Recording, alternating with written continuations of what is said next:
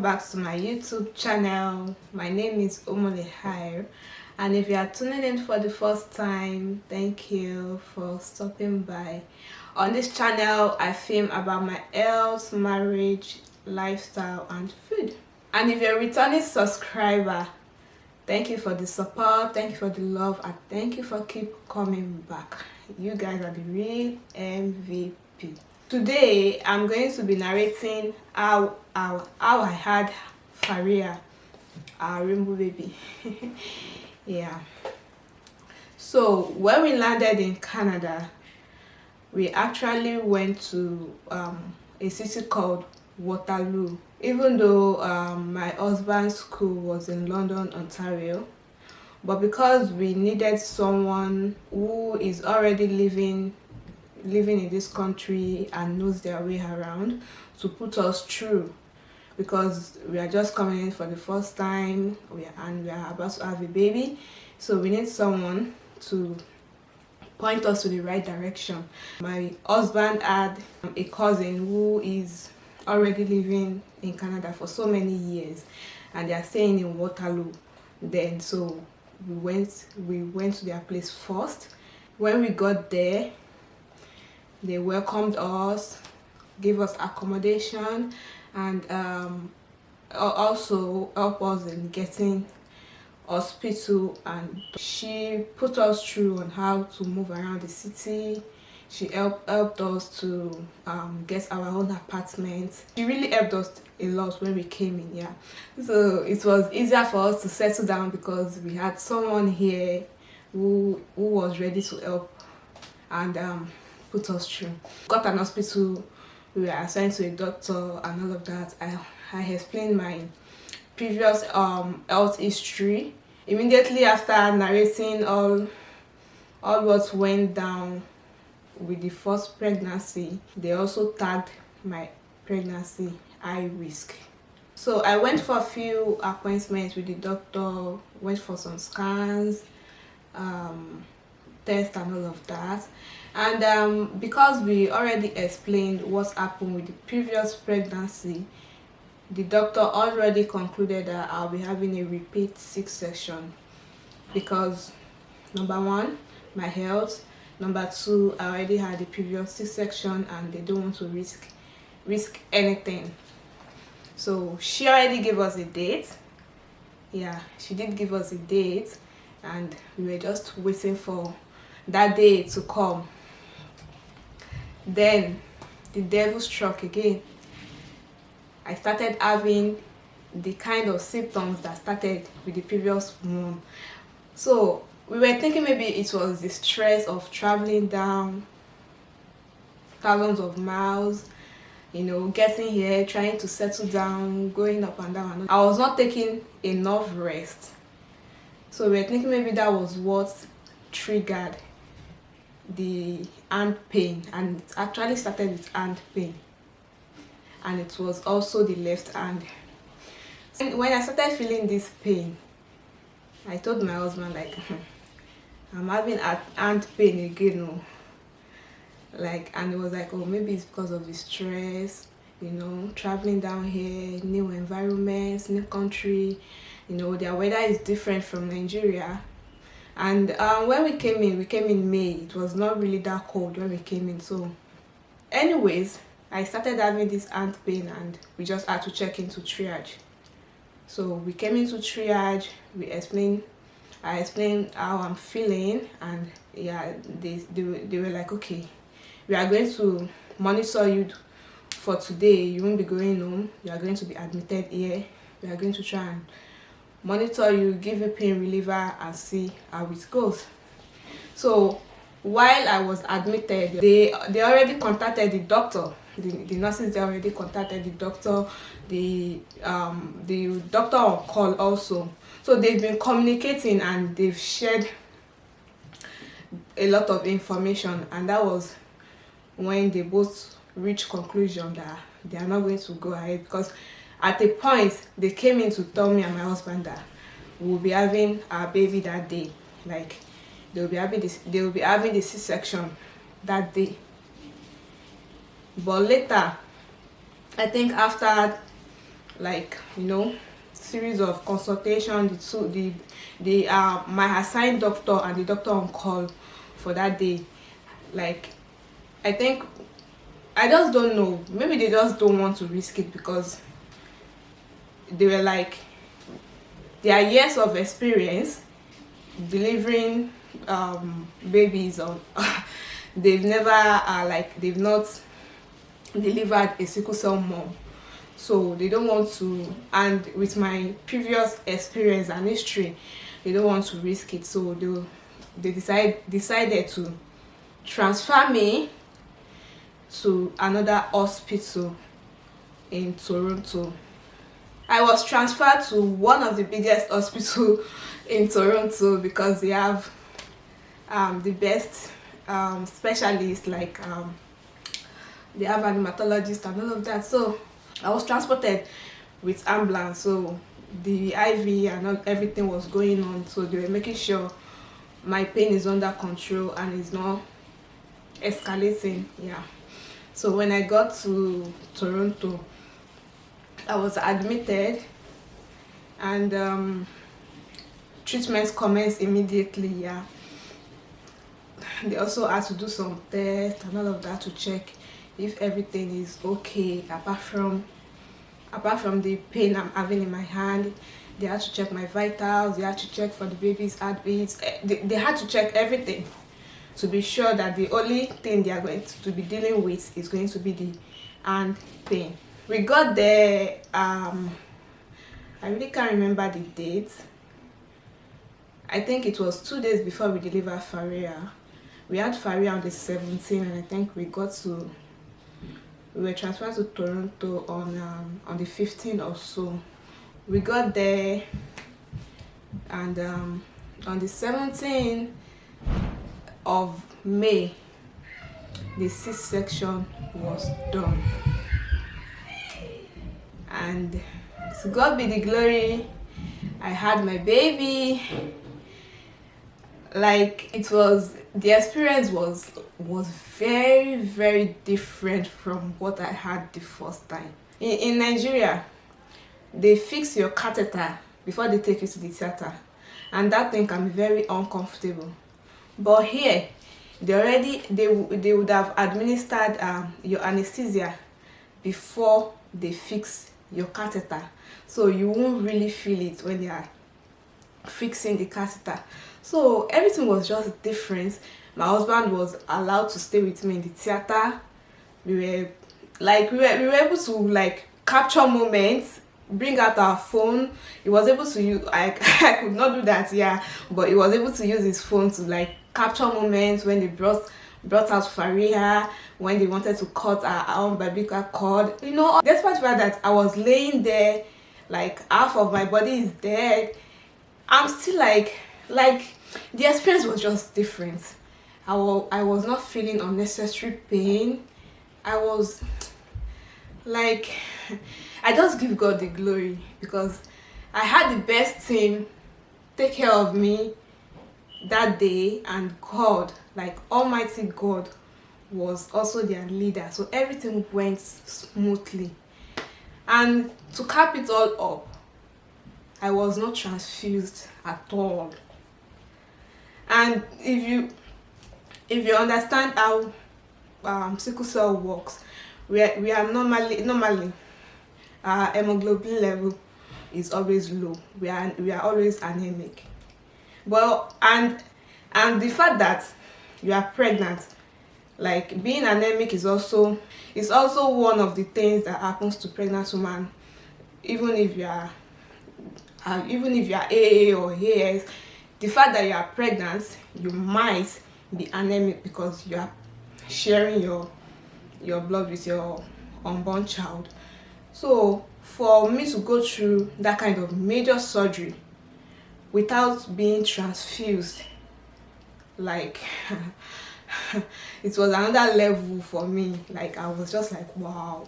So I can actually go through a major surgery, and not get transfused. We were glad to have our baby in our hand.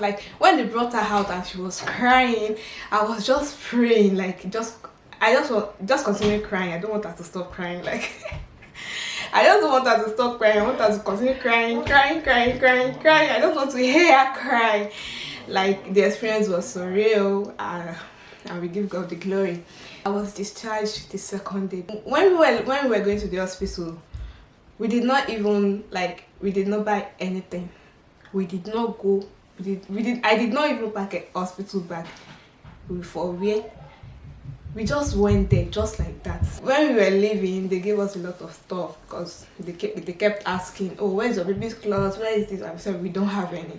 Like, we've not buy anything, we don't have any. So they gave us a lot of stuff from the hospital, and they asked us to go get a car seat, because in this country, car seat is compulsory, like it's a necessity. They won't let you go home with your baby without a car seat.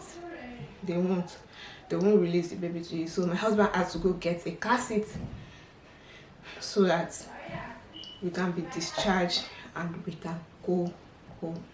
When we got home that night, Faria was very cranky, probably because of the drive. So like a 2 hours drive from Toronto to Waterloo. And my husband's cousin was the one who brought us home. And she also helped us for the few weeks before my mom came. So we were lucky to put in our visa immediately after I put to bed, immediately after I had Faria. So we processed our visa, and we were lucky. She got the visa within I think 2 or 3 weeks. So she came over, and there was a relief. We were moving towards September, when my husband is going to start school. So we had to move from Waterloo down to London. So yeah, so that was how our journey started as residents of London. Yeah, so we moved down to London.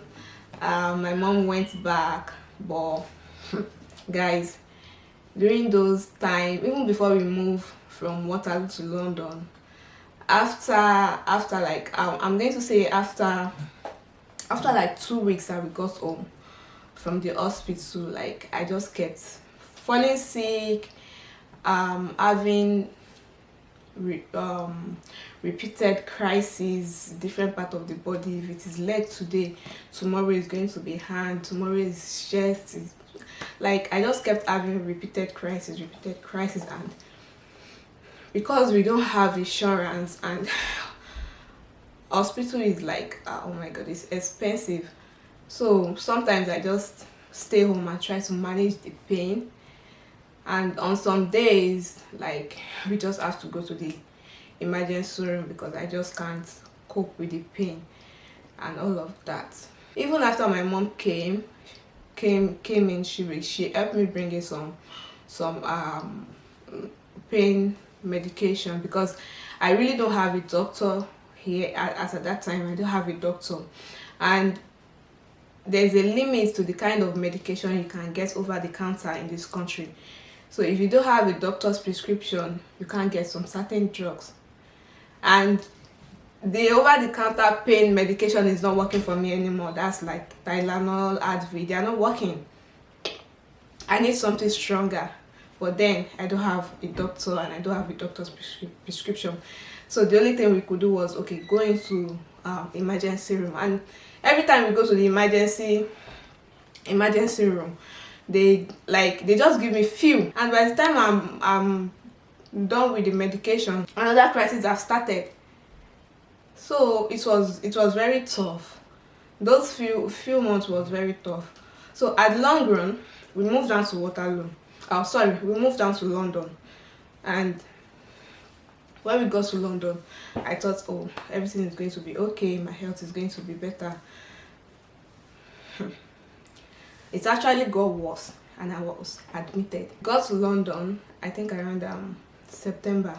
My first admission was towards the end of September. I was admitted, and I used almost like 10 days in the hospital. Then my mom has gone back. It's just me and my husband. He has to go to school, and he's also working part-time to support the family. I can't work. Like I'm not even in a position to take care of my child. So we were just like trying to manage ourselves during those period, because nobody to babysit Faria, or we don't have a child care, we don't have anywhere to put her. She's always with me at the hospital. I'm going to put some pictures and you're going to see. She's always with me at the hospital, like. So I got better. I spent like almost 10 days at the hospital. I got better and we went back home, only for me to go sick again. Like, just maybe 2 weeks after I got back home, I went into another crisis, and this time was very bad. Like, my mouth was swollen. I'm going to put the picture somewhere, you're going to see it. My mouth was swollen, like they could not, even the doctors could not even place the kind of crisis that I'm having. Like, oh my goodness, it was so bad. I was in a bad state of mind. I was in a bad health condition. Like, I was just in pain. And by then, Faria is already getting close to 6 months, and like I said, we don't have anybody to take care of Faria. Our dad has to go to work. He also has to go to school, so she's always with me at the hospital. Then our dad will come in the evening to take her home. And after spending like 2 or 3 days with that kind of routine, the social service staff, they came in and they were like, we need to make an arrangement that it's not conducive for a baby to be in the hospital environment this way, that we need to look for someone to take care of her, that her dad should stop bringing her, or else they will have to take it up and take the child from us. Take what? this like, this is not the child you are going to this is not the child you are taking from us. So, like, please. So we have to call my mom and she has to buy an emergency ticket, and she came in to take care of Faria, and to take care of me. So Faria clocked 6 months while I was on the hospital bed, and that was when she stopped breastfeeding, because I could not eat. I was just even to drink was very difficult for me, because my mouth was swollen, my gum, my teeth, everything was just paining me. To open my mouth like this is a problem. So I could not eat. Even the liquid I'm taking, I could not take it very well. So breast milk was not flowing. At the long run, it got dry. She had to stop breastfeeding at 6 months. The sickle red blood cell, the only way they can control it is to put me on Hydroxyurea. And as at that time, my understanding was I can't breastfeed with Hydroxyurea. So everything just worked hand in hand. I had to start taking the Hydroxyurea medication, and Faria stopped breastfeeding because obviously I was not producing milk anymore. So I was discharged after some days. After spending some days in the hospital, I was discharged. I went back home. My mom came in. When I started using Hydroxyurea with my folic acid and other medications I was given at that time, I started recovering. 6 months later, by the time Faria was a year plus, by the time Faria clocked a year, I was fine. My health was okay, and I kept going on for my appointment. I make sure that I don't miss my appointment, because wow, the last 6 months was not easy. So the next 6 months was my recovery. I was at home with Faria, because my mom spent like a month or so before she went back, and it was me, Faria, and Dad again. And to God be the glory, the medication was working fine for me, and I was recovering well. So my husband was doing a part-time job also with his Nigeria business, and also going to school. So it was more supporting the family as at that time. I was just at home taking a lot of rest and taking care of Faria till she was 1. So I started working after Faria clocked like a year and I think 2 months or so. That was when I started working. I got a job, and since then that was 2019. Yes, since 2019 June, July, I've been working and I've not looked back since then, except when I get to vacation. I've been working back to back and my health has been stable. Like in fact, I've not had any crisis since 2019. Yeah, I'm so happy and I'm grateful to God, and I'm grateful for coming to Canada, grateful for the doctors. Like, I'm also grateful for the medication, like that hydroxyurea is a lifesaver. Yeah, because ever since I've started using that medication, my health has been on point. Me and my husband had a discussion that, okay, with the way Faria's birth went, and it took a toll on my health, we need to space the next child we are going to have. We need to space it. Like, we can't just, we can't just be popping babies. I need to put my health also into consideration, and the fact that I had another C-section, and the advice is always to wait for a year, but we decided that a year is not enough for us because my husband is still in school doing the part-time job. I finally got a job, thank God. So we decided that, okay, by the time my husband is done with school and Faria is like maybe 3 or 4, then we can have another child. So we're looking at a space of like 2.5 years. To be on the safer side, I have to go get an IUD, so we don't get any surprise or any miracle baby. God has been faithful. That's just what I would say. He has really been faithful to us. Yeah. My best story with Faria, nursing Faria, how it affected my health and all of that. I want you guys to know that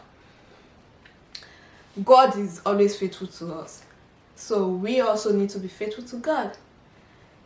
We need to do our part, worship Him like He wants, do our due diligence, and also, if you are someone living with the condition sickle cell, by now you should know what to do. And if you're a parent who is caring for an underage child, I'm sure by now you know what to do.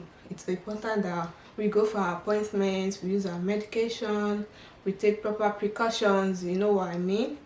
So yeah, it's possible, it's very, very possible for you to live a long and healthy life as someone living with sickle cell condition. And it is also possible for you to do everything every other people are doing. Your condition, don't let your condition limit you. If you're a woman, you can have a child, you can give birth, you can do anything you want. You can be a mom, you can be an homemaker, anything. The sky is your limit. And if you're a man also, there's nothing you can't do. Just put your mind to it, make sure you are using your medication, you are doing the right thing, and everything. With God by your side, you are going to achieve all those goals. So on that note, I'm going to end this video. Thank you guys for watching. Please like this video, because when you like videos, YouTube suggests it to other YouTube users, so that way I can get people to watch my videos, and we can continue to grow as a community. And also, please do not forget to subscribe to my channel, please. I love you guys. See you in another video.